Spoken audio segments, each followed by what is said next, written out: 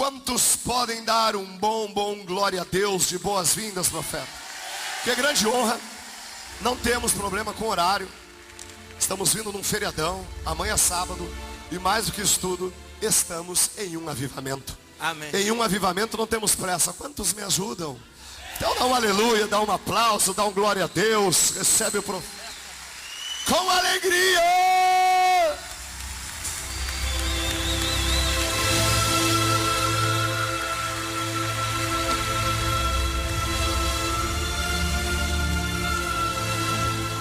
Glória a Deus.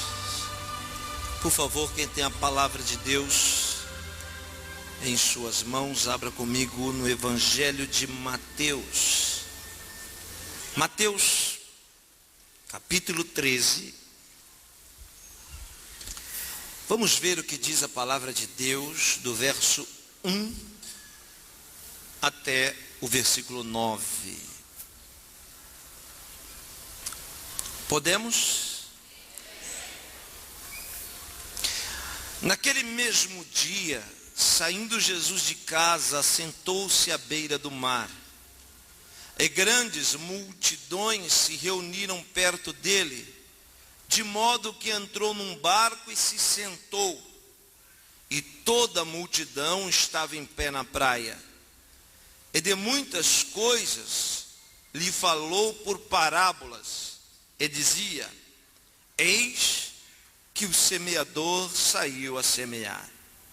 E ao semear, uma parte caiu à beira do caminho, e vindo as aves a comeram. Outra caiu em solo rochoso, onde a terra era pouca e logo nasceu. E visto não ser profunda a terra, o sol saiu e a queimou. E porque não tinha raiz, secou-se. Outra caiu entre os espinhos, e os espinhos cresceram e a sufocaram.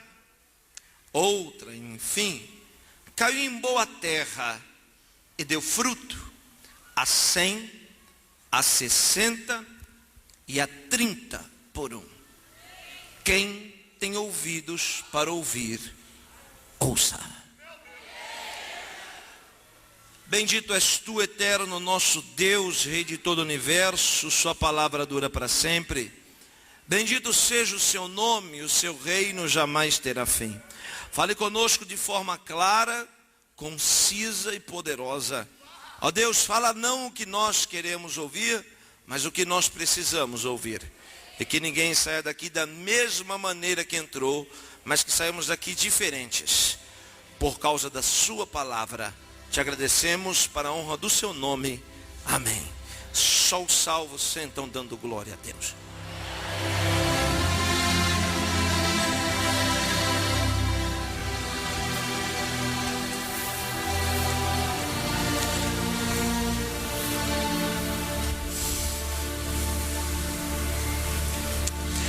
Alguém me perguntou se a Bíblia era um livro de histórias. E qual era, de fato, o principal intuito da Bíblia existir? O que de fato a Bíblia queria dizer para as pessoas? Seria apenas um livro de história ou ela queria dizer algo mais? Então eu aprendi e disse para essa pessoa que a Bíblia, ela não conta apenas histórias, mas a Bíblia é o neurônio dos pensamentos de Deus. Quando Deus quis criar o que existe, Ele teve que se contrair. Por quê? Porque tudo que existe, existe dentro dele. Todo o universo, todos os níveis de vida, na verdade Deus teve que contrair e criar dentro dele. Então, tudo que existe foi só um pensamento de Deus. Nós estamos aqui porque agora Deus está pensando. quando ele não pensar mais, nós deixamos de existir. A Bíblia é uma partícula do pensamento de Deus. Então, a grande verdade é que a Bíblia sempre quer nos dizer muito mais do que podemos entender. Porque naturalmente não temos capacidade intelectual para assimilar o que de fato a Bíblia quer dizer. Então, quando a Bíblia diz uma coisa, ela está dizendo muito mais do que se aprende. É como se a Bíblia tivesse degraus. Por isso que se você pegar a palavra de Deus e entregar para um ímpio que não serve a Deus, que não conhece a Deus, ele vai abrir um texto e ele vai entender o que ele está lendo. Ele vai lendo e vai entendendo, vai chegar uma hora que ele vai parar, que ele vai tropeçar, e de repente o que estava claro vai ficar embaçado. De repente o que ele estava entendendo, ele não vai mais entender. Por isso que algumas pessoas dizem, a Bíblia é um livro difícil de entender. Lógico. Porque literalmente qualquer um pode entender, mas quando ela sobe um nível espiritual, aí você precisa aprender a subir esse nível espiritual para você entender o que ela quer dizer. Então, quando vemos Jesus pregar, a primeira leitura que eu tenho é que Jesus era um revolucionário pregador, em um mundo de muitos sábios, em uma dinastia, em uma linhagem, em uma cultura, em um povo onde a sabedoria é ressaltada, num povo onde os sinais, os milagres não têm tanta importância quanto a sabedoria. Então Jesus precisa sobressair naquilo que fala. Ele é um revolucionário por quê? Porque as suas mensagens não promoveram e nem vão promover, eu estou dizendo promovem, até hoje promove uma revolução na vida daqueles que ouvem. Então, a proposta da palavra de Deus, a proposta da mensagem de Jesus, o desafio da palavra de Deus é promover no homem uma revolução. Alguém pode confundir revolução com rebelião, mas é diferente. Por quê? Porque uma revolução é uma porta que se abre para melhorar, para aperfeiçoar, para se aprimorar. Então Jesus, o pregador, é um revolucionário. Por quê? Porque nunca ninguém pregou e ninguém nunca vai pregar como ele pregava. Por exemplo, nenhum outro rabino antes dele falou coisas que falava. Quando ele ia pregar, preste atenção no que eu vou dizer, ele dizia assim: o que está escrito? Não está escrito, não adulterarás? Veja, olhe para mim. Não adulterarás é um nível de revelação. É uma revelação. Não adulterarás é um nível de revelação que está inserido claramente na palavra de Deus. Então quando ele diz assim, não está escrito, não adulterarás, ele completa, trazendo a revelação. Por que Jesus é o Messias? Porque ele tem a unção de trazer a revelação. E a revelação é um poder que Deus dá para o homem enxergar o que ele não estava enxergando agora há pouco. Naturalmente nascemos com escamas nos olhos. Isso quer dizer que naturalmente não enxergamos a maioria das coisas ao nosso redor. Os nossos sábios dizem que o homem naturalmente só enxerga 1% do mundo de 100%. E quando a revelação atinge em cheio o homem, o primeiro efeito da revelação é fazer as escamas caírem e o homem enxergar o que ele não estava enxergando. Um aleluia, por favor. Muito bem. Por que Jesus tem essa capacidade de revelação? Porque ele diz assim, está escrito, não adulterarás. Esse é o nível de revelação. Mas aí ele traz uma profundidade quando ele diz, eu porém vos digo, se alguém com um pensamento cobiçar, adulterou. O que Jesus faz? Ele adiciona o texto? Não. Ele subtrai do texto? Não. O que ele está fazendo? Ele está trazendo uma revelação dentro do texto. O poder do Messias é fazer as escamas naturais caírem. Então, na sua interpretação como exegeta, na profundidade do que fala, como um mestre, ele faz as pessoas enxergarem o que ninguém está enxergando. Levante sua mão direita. É isso que ele vai fazer. Algumas escamas vão cair dos seus olhos dessa noite. E Deus vai te dar uma capacidade de você enxergar o que as pessoas ao seu redor não enxergam. Mas Deus vai fazer você enxergar. O nome disso é revelação. E só aqueles que creem e recebem é que pode abrir a boca e dar um brado de júbilo dizendo que recebe.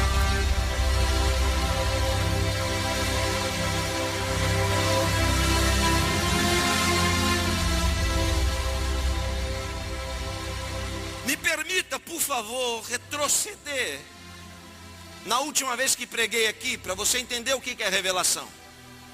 Eu vou falar rapidamente. Jesus não tinha 12 discípulos, ele tinha um grupo de 500. Redobre sua atenção. Também tinha um grupo de 70. Redobre sua atenção. Tinha um grupo de 12. Um grupo de 3 e um grupo de 1. Preste bem atenção, quanto mais largo é, quanto maior é o número, mais distante. Os 500 é um grupo diferente dos 70. Olhando para mim, então quer dizer que tem coisas que os 70 viram que os 500 não viram.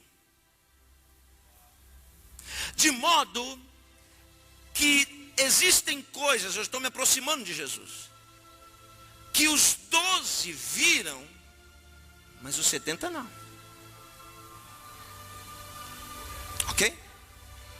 Eu estou falando de revelação. Quem está me entendendo, diga-me. Existem coisas dentro do grupo dos 12 que os 3 viram e os 12 não. Quando Jesus queria orar, fazer coisas, mostrar coisas tremendas, revelações profundas, ele deixava 9 dormindo e levava 3.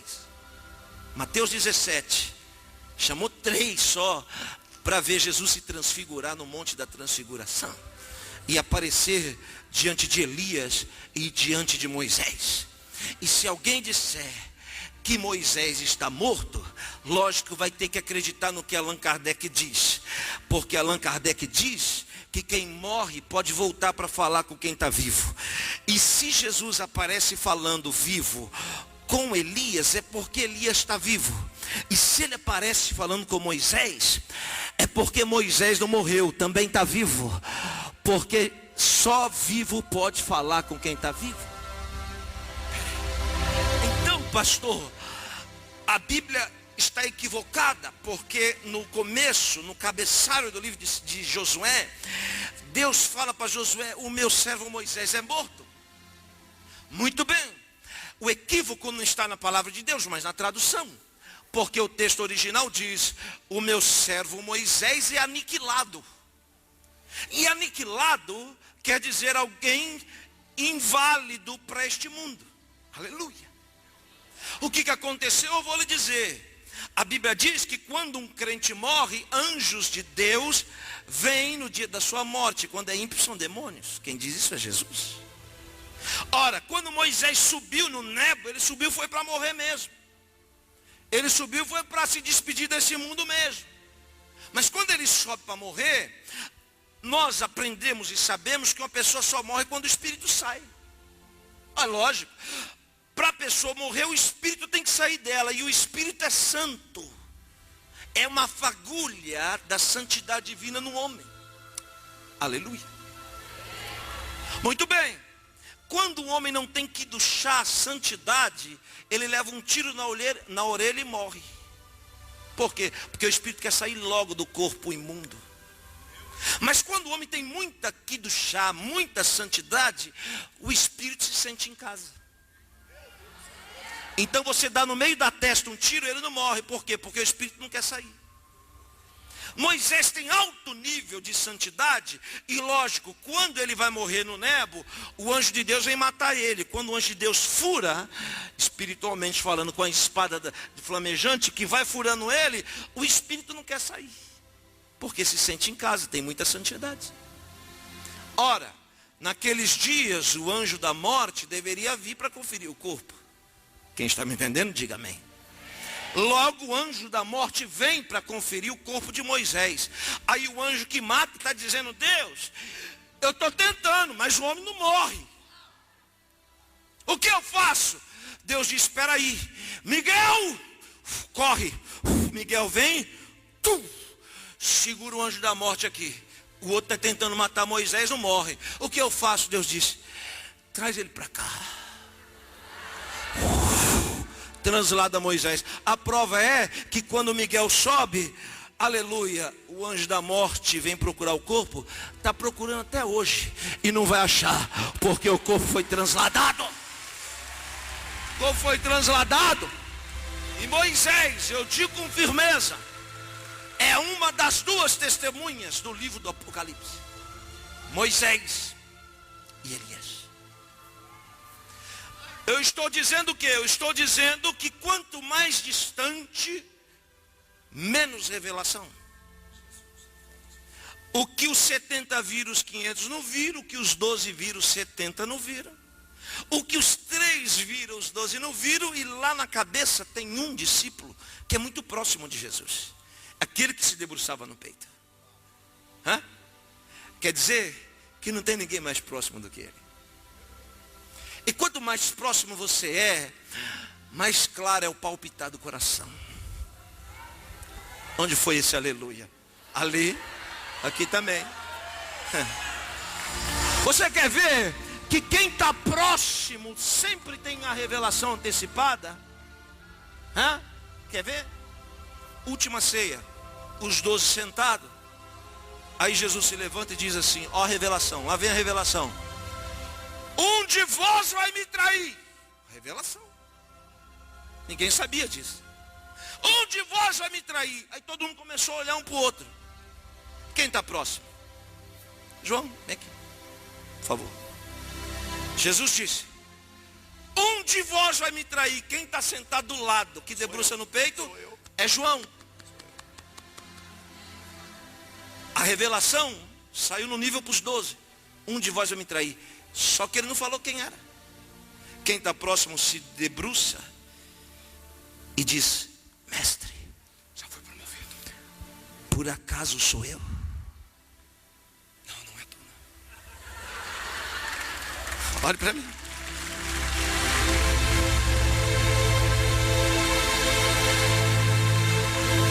Veja o que é a revelação, por favor. Por favor. Quando ele se debruça e diz: mestre, por acaso sou eu? Olha o que Jesus faz. Se volta para ele e diz: aquele que eu der o bocado molhado, este é quem vai me trair. O que Jesus faz? Por favor. Jesus molha o pão e entrega para Judas. Quando ele entrega para Judas, o único que sabe que o traidor é Judas é João.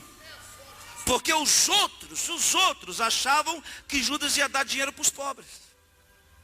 Os outros pensaram que Judas ia distribuir pão para os pobres. Mas quando ele dá o pão molhado, João sabe que ele é o traidor. Por quê? Porque quanto mais perto, mais clara é a revelação.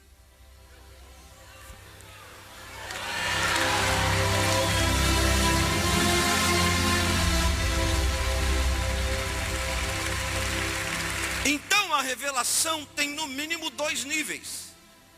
Qual o primeiro nível da revelação? A primeira revelação, nível 1, é a palavra que está escrita. que você pode levar debaixo do braço, que quando você esquecer, você abre e lê. Jesus disse, leste o que está escrito. Isso é um nível de revelação. Mas para outras pessoas, ele disse assim, ouviste o que foi dito? E ouviste o que foi dito, não é a mesma coisa do que leste o que está escrito. Porque o que está escrito, você não precisa guardar na tábua do seu coração. Mas aquilo que você ouve, você tem que viver para não esquecer.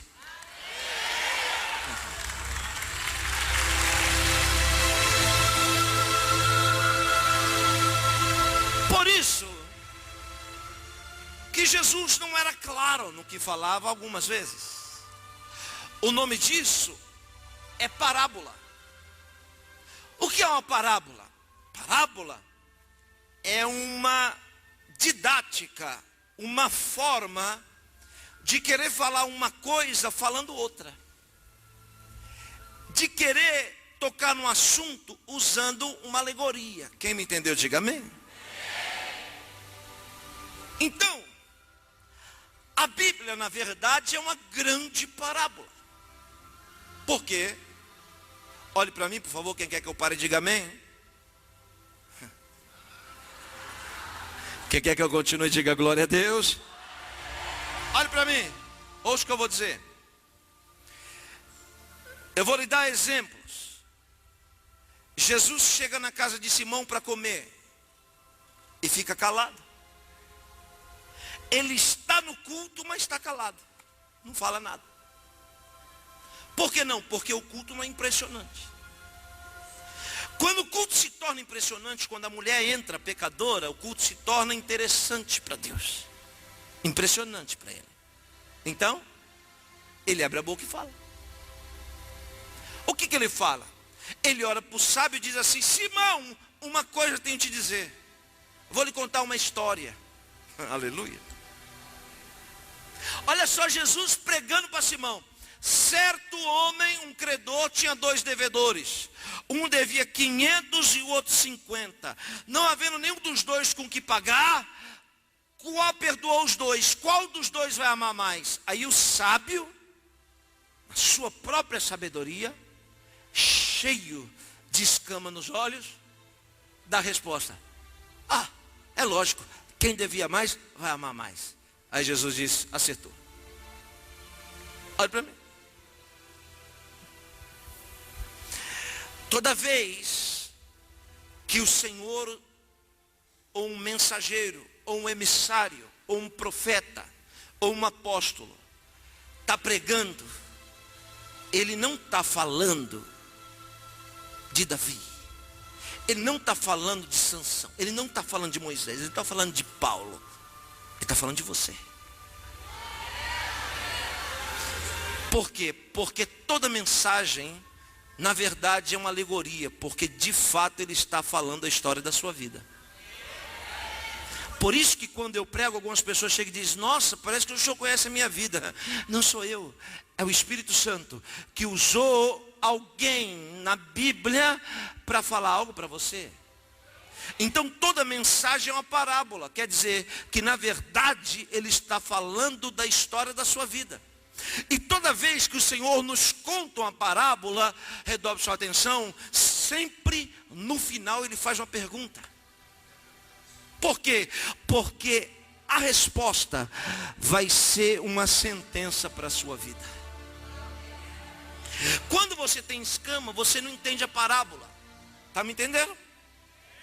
Ó, preste atenção no que eu estou falando. Quando você tem escama, você não entende de fato o que o mensageiro quer falar. Por quê? Porque olha só Jesus dizendo, um credor tem 2 devedores, ele perdoou os 2 porque não tinha como pagar. Qual dos 2 vai amar mais? Aí o cego diz, lógico, quem devia mais, ama mais. Mas ele não entendeu. Que Jesus não está contando uma história. O que Jesus está falando é que o credor é Deus. É uma alegoria. Que quem devia muito, 500, era a mulher pecadora. E que quem devia 50 era o fariseu, tão santo. tão doutor. Mas eles têm algo em comum. Apesar de ser tão santo, também devia. Devia menos, mas devia. Por quê? Porque se existe algo em comum entre seres humanos, isso se chama pecado. A Bíblia diz: todos pecaram e destituídos foram da glória de Deus. E apesar de ser um fariseu, aquele homem também devia, como uma mulher que devia muito. Então ouça, os dois devendo, Deus olha para os dois e diz: vou perdoar os dois que não tem como pagar.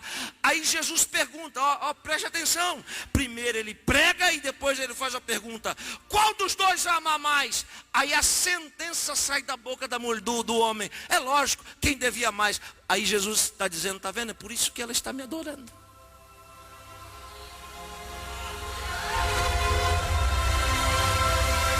Deixa eu lhe dar outro exemplo. Sempre que um mensageiro traz uma mensagem, ele vai contar uma história. E essa história está falando de você. Porque no final ele vai te fazer uma pergunta. E a sua resposta vai ser uma sentença para a sua vida. Quer a prova? Deus chama Natã e diz: vai na casa de Davi e conta uma história para ele. No final faz uma pergunta. E a resposta vai ser uma sentença. Aí Natã chega na casa de Davi e diz assim: Davi, um homem tem 100 ovelhas e o outro só tem uma. E o que tem 100 vai lá e toma a única ovelha do outro. Davi já está rangindo os dentes. Por quê? Porque a escama não deixa ele ver. Então esse que tem 100 ovelhas roubou a única do outro. Davi, me diga uma coisa. O que faremos a este homem? Ele contou uma história e fez uma pergunta. Aí então Davi diz: a gente tem que cortar os dedos dele, a mão, o braço. Tem que esquartejar, tem que matar. Este homem tem que morrer. Quando ele dá a sentença, depois da pergunta, aí vem a revelação que faz a escama cair.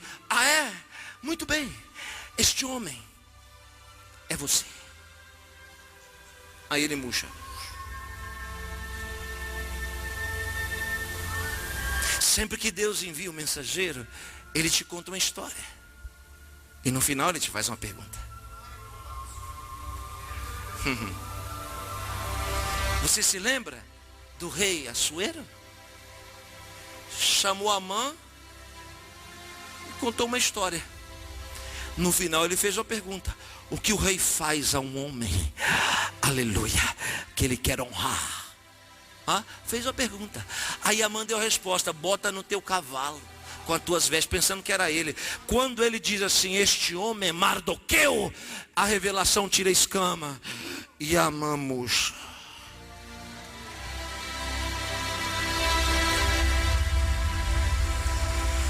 Você entende o que eu estou falando ou não?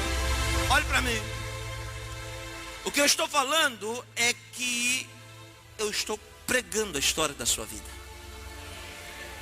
Isso é uma revelação. E no final eu vou te fazer uma pergunta. E a sua resposta vai ser uma sentença para a sua vida. Jesus pregava por parábola.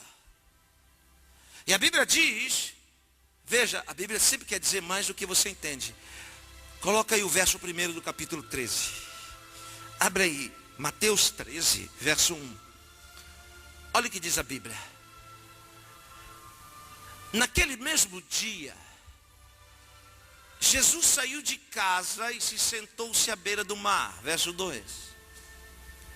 E reuniram-se perto dele grandes multidões, de modo que entrou num barco e se sentou, e de todo o povo estava em pé na praia. Pode desligar. Então, você imagina Jesus saindo de casa, olhando para mim. Jesus saindo de casa, chegando na praia para tomar um sol. Uma multidão viu ele. Jesus, Jesus. A multidão veio e impeliu ele na praia. Não deu para ele ficar na praia. Ele foi impelido por aquele povo. Aleluia, estou sentindo a presença de Deus. Aí para o mar. Aí o que ele faz? Ele entra num barco e do mar ele prega para quem está na praia. Você acha que foi isso? Não. Foi muito mais do que isso. Não foi só isso. O que a Bíblia está querendo dizer? Está querendo falar sobre o plano de salvação. Jesus sai da sua casa, da sua morada eterna, se torna homem. O verbo se faz carne. Então Jesus sai da sua casa e vem para a praia. O que tem na praia? Areia. Diga. O que Deus disse para Abraão: assim como as estrelas do céu, e a areia será a tua descendência. Então, a areia é Israel. O Messias sai da sua casa e vem para Israel pregar para o seu povo. Só que esse mesmo povo o impele para o mar. Toda vez que a Bíblia fala mar, a Bíblia está falando de nações. Que uau! Mais forte. Então ele vem para a areia não aceita e o impele para o mar. E das nações, no barco que é o Evangelho, ele fala com voz profética para Israel.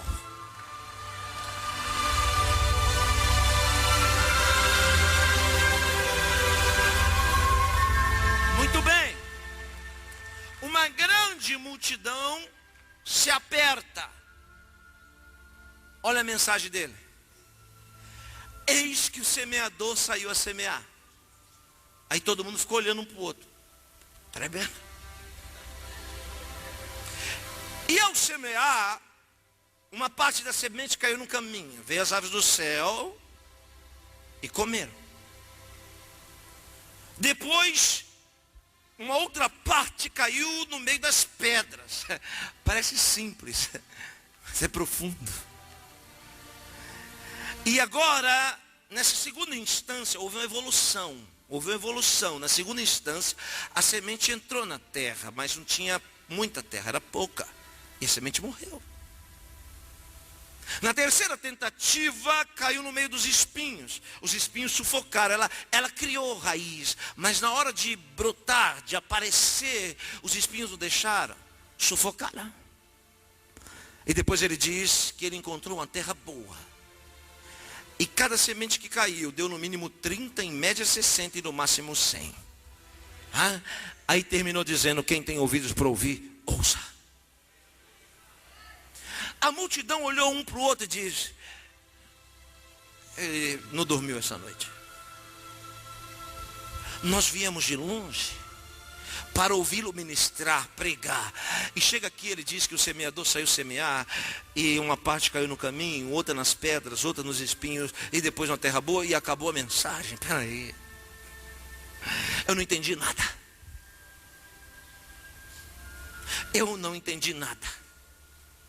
E ele para dizendo: quem tem ouvidos para ouvir, ouça. A Bíblia diz que um discípulo se aproxima dele. Que discípulo é esse? Um discípulo ousa entrar no mar. Chega no barco e diz: mestre, por que o senhor não abre o jogo? Por que o senhor fala por parábolas? Por que o senhor não fala abertamente? Ninguém entendeu nada. O povo vai embora. E daqui a alguns dias ninguém quer mais te seguir. Jesus olhou para o discípulo e sussurrou dizendo: é porque sempre em todo culto tem dois tipos de pessoas: aqueles que entendem o que eu falo e aqueles que não entendem nada. Aqueles que entendem os mistérios do reino dos céus e aqueles que vêm para dormir, para perder tempo na igreja. Uma vez Jesus chegou num lugar e a multidão apertou ele dizendo: mestre, estamos te esperando há tempos. Jesus olhou e disse: sabe por quê? Eu sei por que vocês estão me esperando. Vocês estão me esperando não por causa das minhas mensagens, vocês estão me esperando por causa dos pães que eu multipliquei. Saiu um, saiu o outro, saiu todo mundo foi embora. Um discípulo encosta e diz: mestre, por que o senhor não afrouxa? Por que o senhor é duro? Por que o senhor fala essas coisas que ninguém entende? Por que o senhor não entrega aí, sei lá, uma chave, uma casa, um noivo, uma esposa? Por que o senhor fica falando essas coisas? Jesus olhou para o discípulo e disse: não está feliz não? Vai com eles. Aí o mestre olha e diz: eu não estou aqui por causa de pães não. Para onde iremos nós, se só tu tens palavras de vida eterna? Então isso quer dizer que tem pessoas que seguem Jesus por causa dos pães, outras por causa da palavra. O que Jesus quer falar para aquela multidão é um mistério. Ele diz: porque alguém entende o mistério e outros não entendem. Que mistério? Ele está dizendo que o semeador saiu a semear. Muito bem. Quem é o semeador? Preste atenção no que eu vou dizer. Olhe para mim, por favor, olhe para mim. Ele não disse: eis que o pedreiro saiu a semear. Ele não disse: o motorista saiu para semear. Ele não disse: o construtor, a dona de casa. Ele não disse assim, o engenheiro saiu a semear. Ele não disse nada disso. Ele disse: o semeador saiu a semear. Sabe por quê? Porque o engenheiro não sabe semear. Porque o pedreiro também não. Nem o advogado, nem a dona de casa. Quem sabe semear é o semeador. Não entenderam o que eu disse? Eu vou dizer: Deus não chamou o homem para fazer aquilo que ele não sabe. Deus chamou o homem para especializá-lo e capacitá-lo naquilo que ele vai fazer. Levante a sua mão, por favor, para receber o que eu vou falar. Deus vai te visitar numa unção e vai te dar uma habilidade única que ninguém tem. Vai te especializar e te capacitar. Aleluia! E dentro daquilo que ele te capacitar, é dessa maneira que ele vai te usar. Onde estão aqueles que entendem? Por quê?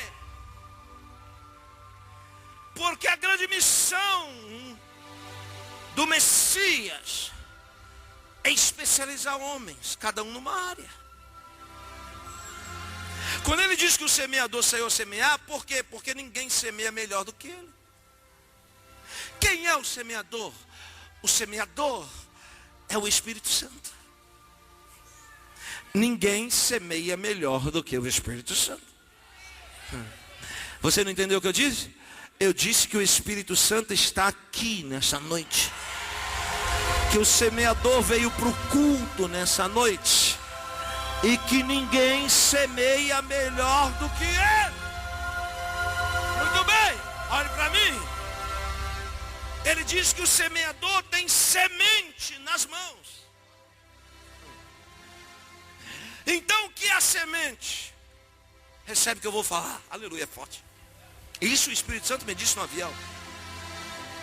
O que é a semente? A semente é um poder de trazer à existência aquilo que não existe. Eu vou dizer de novo. A semente é um poder que Deus dá para o homem de fazer acontecer o que não está acontecendo, de trazer à existência, aleluia, aquilo que não existe. E redobre a sua atenção para dar um grito de glória. Este poder está na mão do semeador, está na mão do Espírito Santo, aleluia. Ele está semeando este poder neste lugar, nesta noite. Onde estão aqueles que entendem esse mistério? Senta. Se a semente é a palavra de Deus, e se a semente é o poder que Deus dá para gerar em nós o que não existe, aí eu entendi. Eu entendi por que por que que o diabo tentou Eva e não tentou Adão? Sabe por quê? Porque o homem é a semente. E a mulher é a genitora. O que isso quer dizer? Isso quer dizer que a mulher é a única que tem o poder de trazer existência o que não existe. Por isso que o diabo tentou Eva e não Adão. Porque o mal não existia no homem. E ele precisava fazer o mal existir dentro do homem. Aí ele tenta aquela que tem o poder de trazer existência o que não existe. Por que que no livro do Gênesis, no Sefer Bereshit, a Kadosh Baruch Hu chama Yeshua da semente da mulher?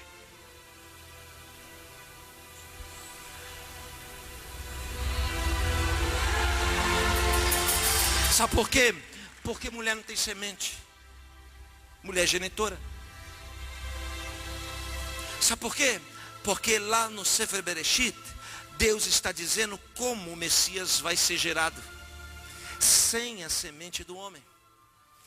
A semente da mulher é a semente do semeador. Na mão do semeador é o poder do Espírito Santo de fazer acontecer em nós aquilo que não existe. Aleluia. E se o diabo tenta Eva para trazer da mulher Eva o pecado para a humanidade, também Deus diz: é assim? Então segura, que eu vou usar uma mulher também para trazer aquele que vai esmagar a cabeça da serpente. Onde estão as mulheres cheias do poder de Deus? Onde estão as mulheres cheias da unção do poder de Deus? Dá um grito pro diabo ver!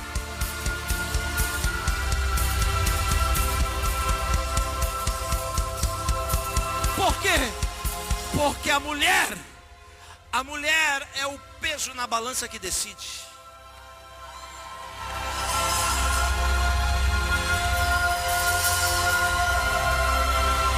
Senta. A semente está na mão do semeador. Preste atenção, na mão do semeador. Todos podem ver a semente na mão do semeador. Se o semeador tem semente na mão, e é forte o que eu vou falar, isso quer dizer que ele é especialista no que faz. Então ele sabe semear. E quando ele sai para a sua ação, ele na primeira semeadura perde semente. Ele sabe que algumas sementes se perdem. Por que se perdem? Aleluia. Eu vou lhe explicar por quê. Ele diz assim, que quando o semeador saiu a semear, uma parte da semente caiu na terra. Mas só que a terra era uma terra de caminho. Como que é uma terra de caminho? Uma terra de passada é uma terra batida. Veja o que a Bíblia diz, que quando essa primeira semente é semeada, ela cai em uma terra de passada, ela não tem tempo de entrar na terra, de penetrar na terra. Então as aves do céu vêm e comem. Todo mundo está achando que é um semeador semeando e os urubus ou as aves do céu, as aves de rapina, seja lá qual ave, descendo e comendo, mas não. O que Jesus está falando é muito mais do que isso. Ele está dizendo que o Espírito Santo é especialista em semear, mas algumas sementes ele sabe que perde. Por que perde? Porque na sua primeira instância, na sua primeira investida, na sua primeira semeadura, a terra que ele investe, a terra que ele semeia, é uma terra de passada, que não deixa a semente entrar, que não deixa a semente brotar, que não deixa a semente produzir. Por quê? Porque não dá tempo. Como essa terra não tem tempo para semente, então as aves do céu, que Jesus está usando simbolicamente, alegoricamente, porque está falando de uma parábola, as aves do céu, o que ele está querendo dizer são os demônios que vivem nas regiões celestiais. O diabo não quer roubar do crente o carro, nem a casa e nem o dinheiro. Por quê? Porque ele sabe que se ele roubar o seu dinheiro, Deus te dá muito mais. Então, o que o diabo quer roubar? A semente, a revelação. Isso quer dizer que a primeira instigada, a primeira investida do Espírito Santo do semeador, que ele sabe que a semente se perde. Por quê? Porque a pessoa que está recebendo a revelação, a pessoa que está recebendo a semente, é uma pessoa que não tem tempo para Deus. É uma terra de passada. Se não tem tempo para Deus, logo não tem tempo para a semente brotar. Por quê? Porque a terra é dura. E se a semente não penetra, se a palavra não penetra, porque é uma terra de passada, é lógico, é só descer a escadaria e as aves de rapina estão ali fora esperando para comer a semente. As pessoas que não têm tempo para Deus, que não têm tempo para a obra de Deus, que não têm tempo para sentar e ser ministrado pelo Espírito Santo, é uma terra de passada. Porém, a Bíblia não diz, apóstolo Silvio Ribeiro, apóstola Maria, que o semeador para. Não. Graças a Deus, diga bem forte comigo. Mais forte. Graças a Deus que o semeador não desiste de semear. Graças a Deus que o semeador é o propósito de Deus em ação. Uau! O semeador é o propósito de Deus em ação. Então ele continua semeando. Com ainda semente nas mãos, que todos podem ver. Ele semeia pela segunda vez. Agora o quadro é outro. Há uma evolução. Por quê? Porque a terra tem muita pedra. Mas pelas arestas da pedra, a semente encontra terra. A Bíblia diz que era pouca terra. E o que a semente precisa para brotar? Terra. Sim ou não? Quando ela encontra a terra, ela penetra. Veja que na primeira instância ela não penetra. Ela já é roubada antes, mas agora ela penetra. Só que tem pouca terra. E como ela tem pouca terra, ela não tem força para a raiz. Então ela morre. Qual o segundo tipo de pessoa que o semeador encontra? Cheia de pedra. E o que é pedra? Pedra é o mais baixo nível de vida desse mundo. É o mais estático nível de vida deste mundo. Pedra tem vida. Sabia disso? Pedra tem vida. Jesus entra em Jerusalém, todo mundo está gritando, Hosana, Hosana, Hosana, Hosana. Alguém diz, manda os seus discípulos parar de gritar. Ele olha, se ele se calar, as pedras vão clamar. E ninguém que é morto pode falar. Então quer dizer que as pedras têm vida. São testemunhas. Muito bem. Então pedra é um nível de vida estático. Pedra não melhora e não piora. Da mesma maneira que também não produz. Não se sai nada de pedra. Alguém já encontrou uma pedra jorrando mel? Não. Então pedra não produz nada. Então pedra é o que está de mais bem resolvido no mundo. Pedra não pode melhorar. O máximo ela piora, mas nunca melhora. Quem está me entendendo, diga amém.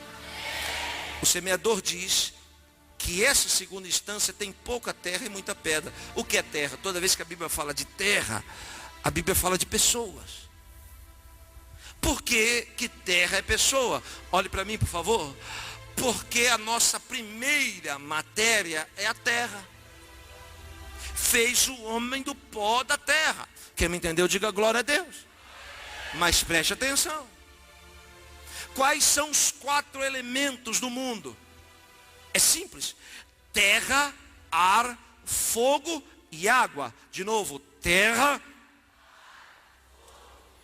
Se nós tivéssemos na nossa essência apenas terra, seríamos um boneco. Então o único lugar no universo que os 4 elementos naturais estão juntos, mas não se misturam, é no homem. Sabe por quê? Porque a matéria é o primeiro elemento, a terra. Mas você sabe muito bem, não precisa ser doutor para saber, que a grande parte do seu corpo é composto de água. Por que alguém que morre eletrocutado fica desse tamanho? Porque o choque faz a água evaporar. E o que sobra da matéria, um toquinho desse tamanho. Por quê? Porque nós temos mais da metade da composição do nosso corpo de água. Então veja o segundo elemento, água. Terra e água estão juntos, mas não se mistura, porque senão a gente derretia. Ao mistério da vida. Terceiro elemento, se você só tem água e se você só tem terra, você ainda é um boneco inanimado.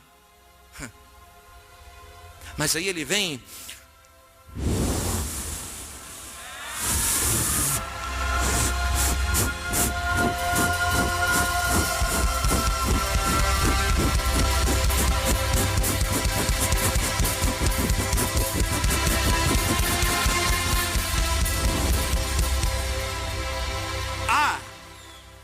Sem oxigênio, seu corpo não funciona, bonequinho. E o fogo, eu vou lhe dizer o fogo. O cérebro humano consome 20% de toda a energia do corpo. E para quem não sabe, produz ondas elétricas que acendem uma luz dessa. Essa faísca no cérebro é o que nós chamamos de vida.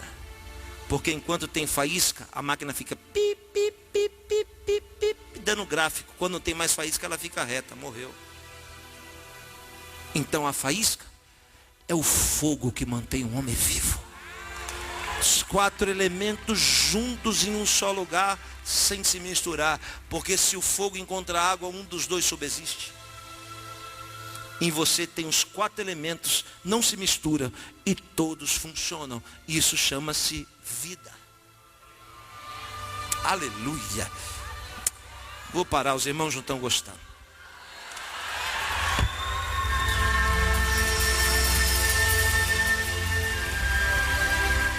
Os irmãos, por favor, tenham paciência comigo, porque é meu jeito de pregar.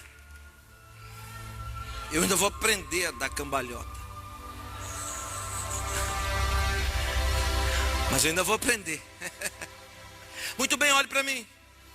A segunda tentativa do semeador é aquele tipo de pessoa que tem pouca humanidade e muita pedra.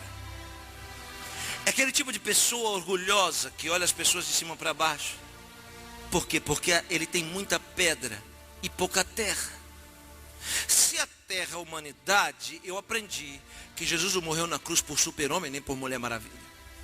Que o negócio de Deus é com seres humanos. Isso quer dizer que quanto mais humano você for, maior será a possibilidade da semente penetrar.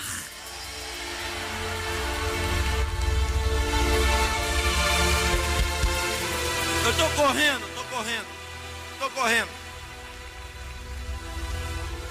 Essa semente se perde, porque ela não brota. Toda semente tem um propósito. Redobre sua atenção. Quando ela cai na terra, ela cria raiz, ela parece como árvore e depois ela dá frutos. Toda semente tem um propósito. É um propósito de fazer acontecer em você, ou existir em você, ou em gerar em você o que não tem. Um aleluia, por favor. Muito bem. Quando ele percebe na segunda instância que ele perde a semente, ele continua no propósito. Porque o semeador continua a semear. Aleluia. E o terceiro tipo de semente, nada para o semeador. Só uma coisa que você vai aprender já já. O terceiro tipo de terra, ele diz que ele vai agora e semeia numa terra. Preste atenção. Agora já não é mais uma terra de passada. Agora já não é mais uma terra cheia de pedras. Mas agora já tem muita terra. Ela brota, a semente entra e corta. Cria raiz, fica forte. Aleluia. Quando ela cria força para subir e se manifestar aos olhos dos homens, os espinhos não deixam. abafa e mata a semente. Uau, isso é profundo. Por que profundo? Porque semente na Bíblia é pecado. Sim, é pecado. Quando Deus criou o mundo em primeira instância, não criou espinho. Eu falei espinho, não semente, né? Desculpe, porque a minha mente está na frente.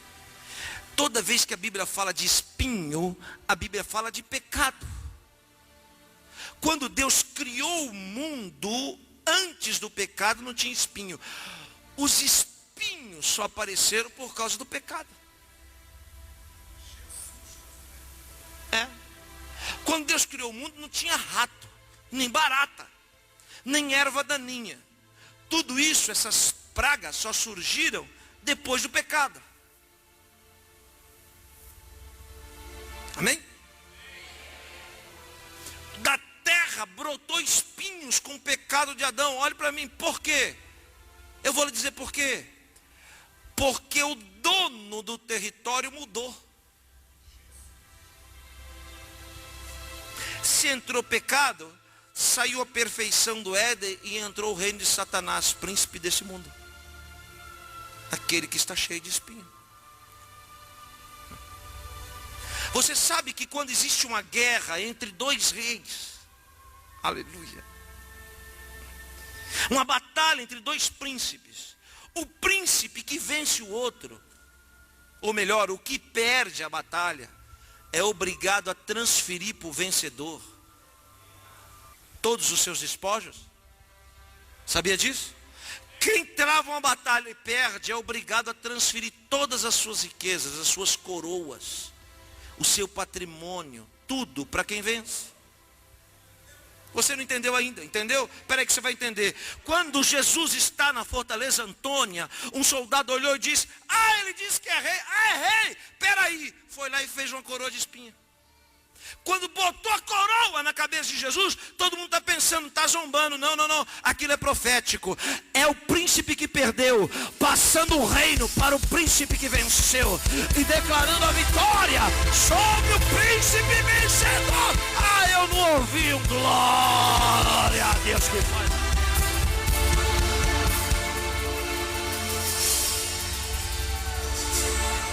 Então a coroa de espinho está certo, irmão. O diabo teve que entregar. A terceira terra, olhe para mim. Veja o que Jesus está falando na parábola. Estou perto de terminar. Daqui a 2 horas eu termino. Estou brincando. Olhe para mim. A terceira terra quem é? É aquela pessoa que vem na igreja e recebe a palavra. Chora. Tremenda, glória a Deus. Que profundo. É uma terra boa. Semente entra. Que raiz. O problema não é na hora que a semente entra. É na hora que ela vai sair. Por quê? Porque quando ela coloca a primeira pontinha do iceberg da manifestação, os espinhos não deixam. E mata a semente. Então vem para a igreja, chora, acredita em tudo que o pastor fala. Acredita em tudo que canta. É só lançar um desafio, o primeiro a correr vir na frente. Sai daqui um gigante. Amanhã você liga, está igual a hiena. Ó vida, ó céus. Todo dia, liga lá na rádio pedindo oração. Todo dia. É cheio de altos e baixos, é uma montanha russa. Hoje isso acaba da sua vida. Porque o semeador está neste lugar. Aleluia. Olhe para mim, por favor. Vamos entender o que Jesus quer falar na sua mensagem profunda. Quando você conhece, quando você tem a revelação, a mensagem não é rasa.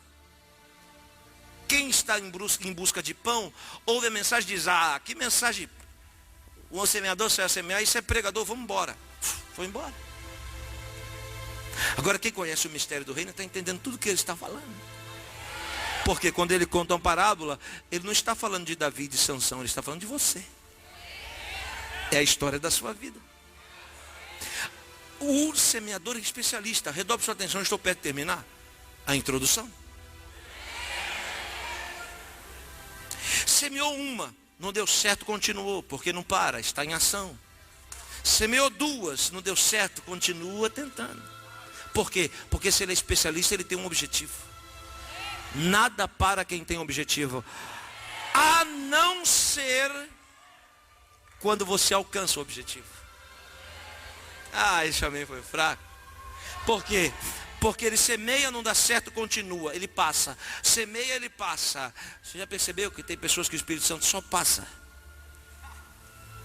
Semeia, ele passa. Aí na quarta tentativa a Bíblia diz que ele encontrou uma terra boa. E aí não existe uma quinta tentativa. E aí não existe uma sexta tentativa. Não existe uma sétima. Quando ele encontra o que ele está procurando, ele para e diz: é aqui que eu vou ficar.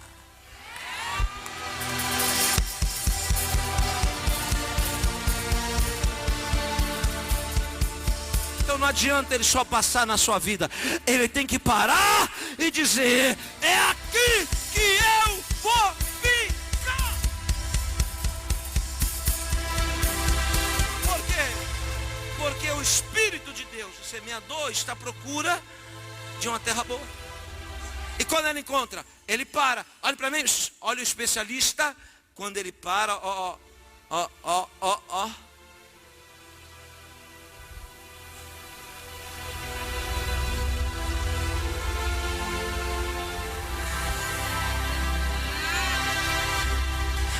Toda terra boa não é dura, é flexível. É macia. Quanto mais flexível a terra, melhor é para a semente.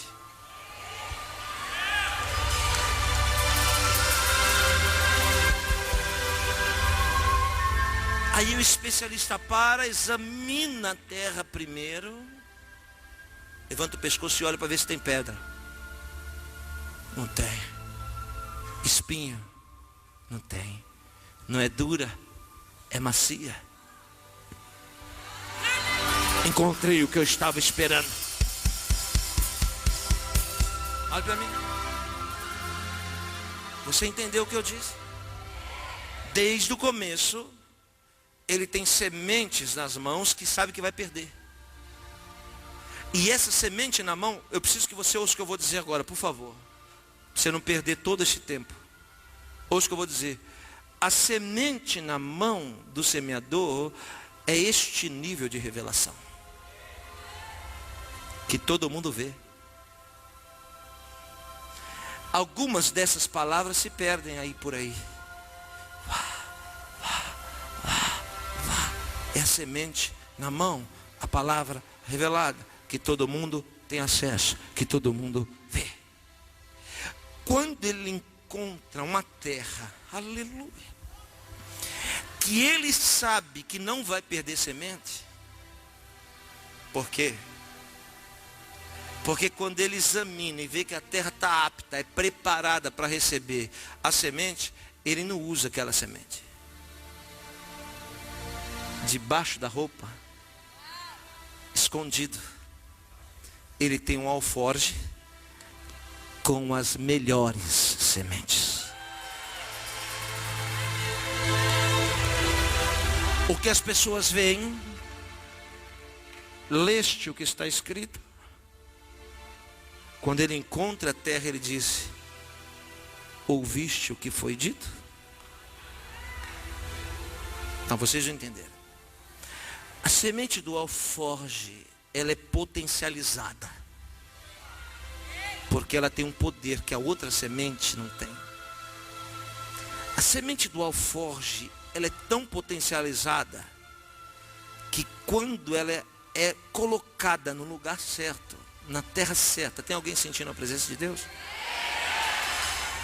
O mínimo que ela dá de resultado, de reverberação, o mínimo é 30 vezes mais. A média é 60. E no máximo, cada uma é 100 vezes.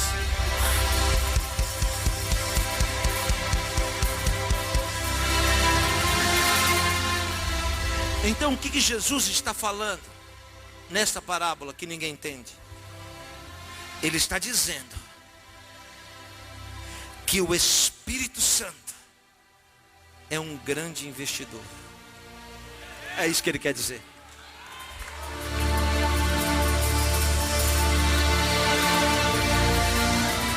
Por que investidor? Porque ele tem sementes. Porque tudo que você e eu precisamos está na mão dele. O que você precisa? Você precisa o que você não tem. E o que é a semente? A semente é o poder de gerar em você o que você não tem. Então quer dizer que tudo que precisamos está na mão dele. Ou no alforje. O que está na mão é 1 por 1, mas o que tem a revelação é 30 por 1. É 60 por 1. É 100 por 1. Só que ele não saca dessa semente para perder. Aleluia. Por que não? Porque ele é especialista. Porque ele é um investidor. O que eu estou dizendo aqui? Eu estou dizendo aqui que primeiro ele conta uma parábola e depois faz uma pergunta. E agora é a hora da pergunta. A pergunta é: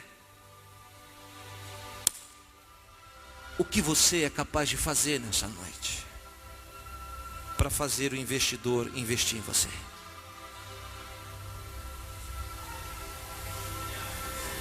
Quando você vê alguém no sucesso, não imagine que aquilo caiu no colo. Sucesso não é resultado do acaso. Sucesso é alguém que conseguiu convencer o investidor a investir nele. Se eu chego aqui dizendo que eu tenho $1 milhão para investir, eu sou investidor. Você vai me levar na sua banquinha de cachorro quente para tentar me convencer? Se eu chegar para você e dizer assim: eu sou um investidor e tenho $1 milhão, semente, nas minhas mãos para investir em algum lugar, você vai pensar e dizer: já sei, vou levar ele na favela do buraco do sapo. Hã? É assim? Se ele chegar na favela do buraco do sapo, ele vai olhar, ele vai investir? Hã? Se Yosef chegar no cachorro quente, ele vai investir? Dizer para você: o que eu preciso investir para esse cachorro quente para dar retorno? Nenhum investidor tem semente para perder, nem o Espírito Santo. Então alguém chega para Deus e diz assim: Senhor, eu quero ser grande. Ah, é? E daí? Todo mundo quer ser grande. Não, Senhor, mas eu quero ser grande. Aí ele diz: então, me prova que eu posso investir em você. Se você me convencer, eu invisto. Agora, se é difícil enganar um homem, imagina Deus. Então, não adianta nada você dizer: Senhor, eu quero ser o maior empresário de Porto Alegre e eu vou ser fiel. Aí a primeira coisa que ele faz é olhar para você e ver que você não é fiel em R$100. Quando que você vai ser em $1 milhão? Nunca. Aí ele vai investir? Não, ele vai olhar e dizer: essa conversa para boi dormir, fica aí com o seu 100. Aí ele vai procurar outra terra. Por isso que eu vejo o Espírito Santo passar na vida de algumas pessoas e estacionar na vida de outras. Uau. Então a pergunta é, antes de você ir embora, que você já está com pressa, não é? Não? Está atrasado? Então antes de você arredar o pé daqui, o Senhor está descendo aqui através do Espírito Santo para lhe dizer: formule para mim uma proposta. Não saia daqui sem uma proposta. O que queres que eu te faça? Então, seu argumento tem que ser muito forte para me fazer. O que Jesus está falando para aquela multidão na beira da praia que não entendeu nada e foi embora sem receber nada, é isso. Que o propósito de Deus é investir no homem, tirar ele do monturo e colocar ele entre os príncipes. Que o propósito de Deus é fazer o homem ter aquilo que ele não tem. Onde foi esse bem michuruca, aleluia? Foi mais ou menos por aqui. Eu vou dizer de novo, vou te dar outra chance. A proposta de Deus para o homem é fazer o homem ter o que ele não tem.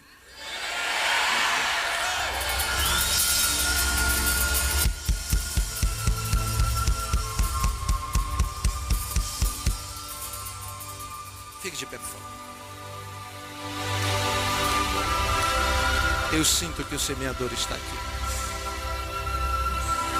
Sementes.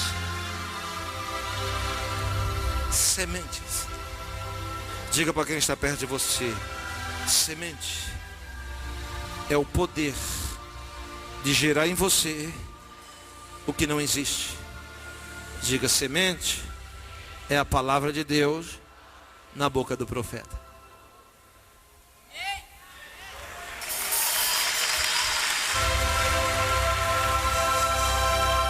Semente. Semente de quê? Do quê? Abóbora. Apóstola, isso é semente de abóbora. Uau. Semente de abóbora. Quem já viu uma abóbora? Aleluia. Quanto tempo demora para essa semente se transformar em uma abóbora? Quanto? Hã? Alguém sabe? Quem falou isso? 3 meses demora para se transformar numa abóbora. Quem está vendo uma abóbora aqui? Ah, se eu disser para você que isso aqui vai virar uma abóbora, você acredita? É, porque já te falaram que é uma semente de abóbora. Se eu te encontrar na rua e dizer: eu quero te dar uma abóbora para você fazer uma salada assim, é o quê? O que faz com a abóbora? Doce. Aqui está um doce de abóbora. Você vai olhar e dizer: ficou louco, Yosef? Esse é o poder da palavra. A palavra te mostra uma semente, mas de trás dela tem 30 doces de abóboras, 60 doces de abóboras, 100 doces de abóbora. Quantos vieram aqui para receber sementes, por favor? 1, 2, 3, 4, 5. Feche seus olhos, nós vamos orar. O que nós vamos fazer? Nós vamos pegar essas sementes e vamos plantar em algum lugar, ou na sua casa, ou na sua chácara. Já estou profetizando. Na sua casa de campo. Em algum lugar você vai plantar essas sementes. No iate, ali naquele jardim suspenso do iate. Muito bem, preste atenção. Vocês acreditam que Deus está aqui? Você acredita que eu sou um emissário, um mensageiro da parte de Deus? Amém? Muito bem. Você vai pegar essa semente, vai plantar em algum lugar da sua casa. E foi dito ali que ela demora 3 meses para se transformar numa abóbora. Hã? A semente é a palavra, preste atenção, é a palavra de Deus no tempo. Porque a palavra de Deus não é temporal, é atemporal. A palavra de Deus não vive nesta realidade, vive na outra. Uau! Se ela é eterna, então ela não está aqui, a não ser que o profeta jogue um anzol na palavra que está lá na eternidade e traga para a realidade. Todo pregador tem este desafio: pegar a palavra que é eterna e trazer ela para o mundo temporal. Aleluia, glória a Deus. E aí nós chamamos ela de palavra profética. Por quê? Porque ela vai começar a agir no tempo. Só uma coisa vence o tempo, porque o tempo é o senhor do mundo. Só aquilo que é eterno pode vencer o tempo. Aleluia. E o que é o tempo? O tempo é uma ampulheta, o relógio. E como é que gira o relógio? Na posição que eu estou, vai girar da esquerda para sempre. Da esquerda para a direita é a ação do tempo no relógio. Quem me entendeu, diga glória a Deus. Muito bem.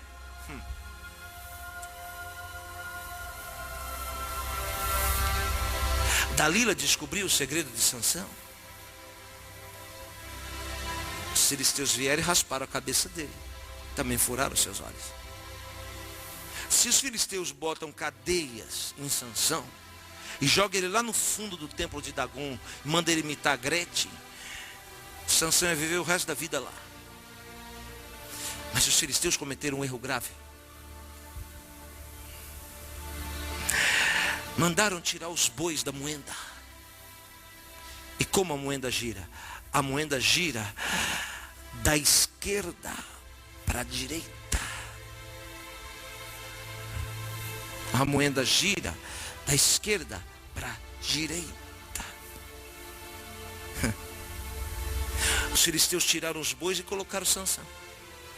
Quando colocaram Sansão para girar a moenda, montaram um ato profético. Sansão gira a moenda da esquerda para a direita. Aleluia. Por quê? Porque a vida dá voltas. Porque a vida gira como uma moenda. Quando Sansão começa a girar a moenda, ele profetiza. Profetizar é içar a palavra da eternidade para o tempo. Quando ele traz a palavra para o tempo, ele já está girando a moenda. Aleluia. E a Bíblia diz que o cabelo dele começa a crescer de novo.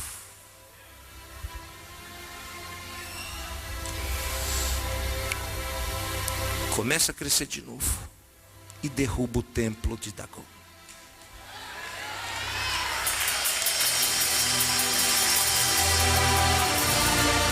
Qual é a moenda da semente? Se é a ação do eterno no tempo. A moenda da semente é 3 meses, o irmão disse. Isso quer dizer que quando essa semente se transformar em uma abóbora, Deus vai trazer à existência aquilo que ainda não existe para a sua vida. 1, 2, 3, 4, 5, 6, 7. Olhe para mim. É um ato profético. É a moenda. Isso quer dizer que se ele disse que algumas sementes vai dar 30, que é múltiplo de 3, 60 de 6 e 100 de 10, que isso quer dizer que algumas pessoas aqui vão pegar 3 sementes. Quando ele pegar 3 sementes, ele está dizendo profeticamente, enterrou a semente, ele diz: 3 coisas que me faltam, Deus vai trazer existência quando a abóbora aparecer.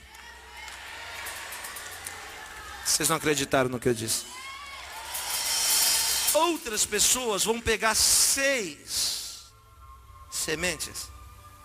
Quando ela pegar 6 sementes, isso quer dizer que 6 coisas que ela não tem hoje, ela vai ter quando a abóbora nascer.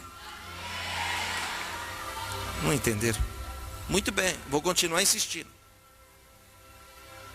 Algumas pessoas vão pegar 10 sementes. Isso quer dizer que 10 vitórias, 10 coisas que ela não tem hoje, quando a primeira abóbora brotar, se tornar realidade, Deus vai trazer à existência 10 coisas, 10 vitórias. Quem me entendeu, diga amém. Muito bem.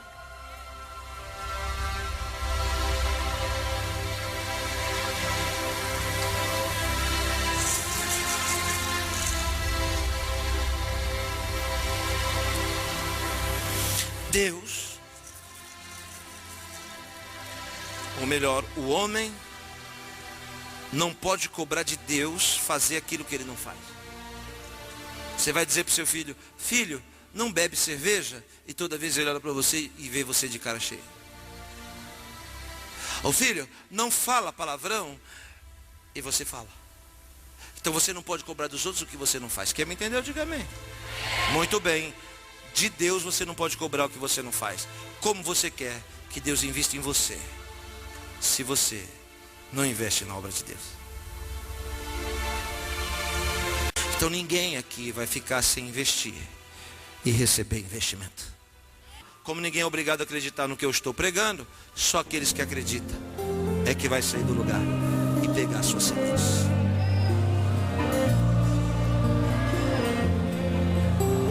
Tanto de semente que você pega é o tanto de semente que você semeia.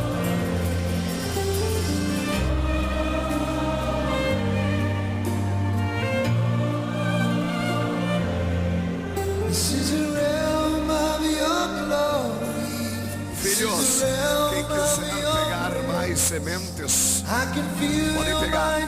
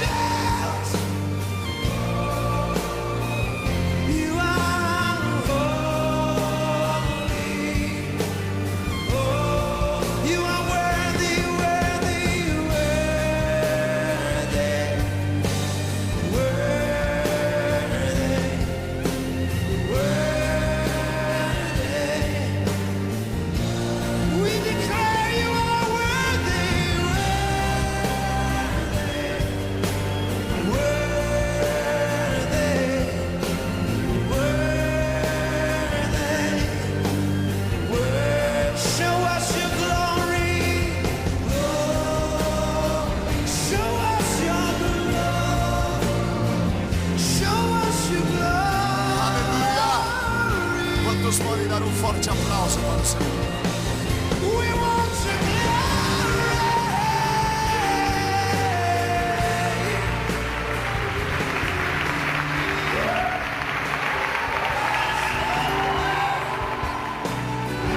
Você quer falar, meu filho? Queridos, eu não sei se vocês são observadores. Não sei se perceberam. A Bíblia diz que Jesus terminou de contar a parábola e parou. Eu acabei. E ninguém entendeu. entendeu nada. Muita gente aqui achou. E aí? Por quê? Coloquei a semente no chão e virei as costas. Sabe por quê? Porque eu sei que só vai vir para frente quem entende o mistério, quem compreende o mistério. E eu não sou de falar muito, eu estou falando só para quem acredita. Por isso que para algumas pessoas, apóstolo, já deu a hora. Exatamente. Deus abençoe. Vai na paz. Mas aqui no altar só vem quem entende o mistério. Como é um seminário de líderes, eu preciso dizer para vocês, a coisa é louca, que não é para todo mundo entender. E se ele já falou isso, também acabei de falar. Como o profeta disse, ele soltou a semente e saiu. Não tenho mais nada a fazer. Que o amor de Deus o Pai, a graça de Jesus o Filho e a preciosa comunhão do Espírito vos acompanhe. Vos amamos. Obrigado por tudo.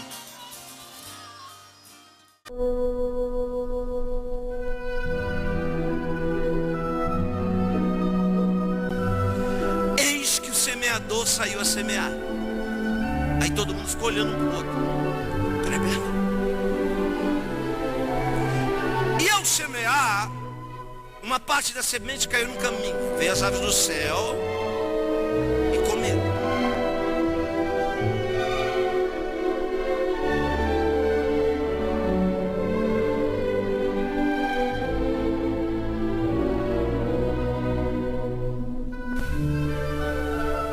Depois, uma outra parte caiu no meio das pedras. Parece simples, mas é profundo. E agora, nessa segunda instância, houve uma evolução. Na segunda instância, a semente entrou na terra, mas não tinha muita terra, era pouca. E a semente morreu.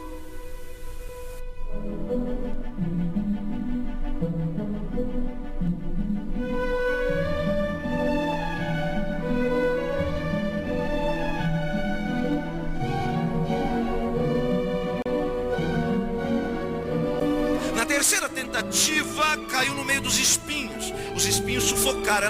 Ela criou raiz, mas na hora de brotar, de aparecer, os espinhos o deixaram, sufocaram.